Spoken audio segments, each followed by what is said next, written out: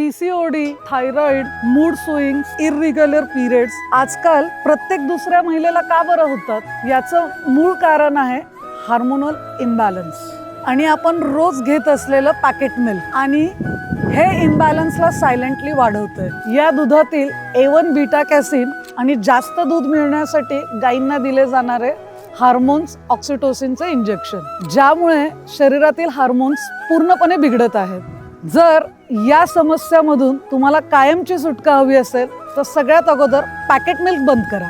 A2 बिलोना देसी काऊ घी आपल्या आहारात add करा, कारण आयुर्वेदामध्ये तूप म्हणजे हार्मोन नरिशमेंट आणि गट हिलिंग।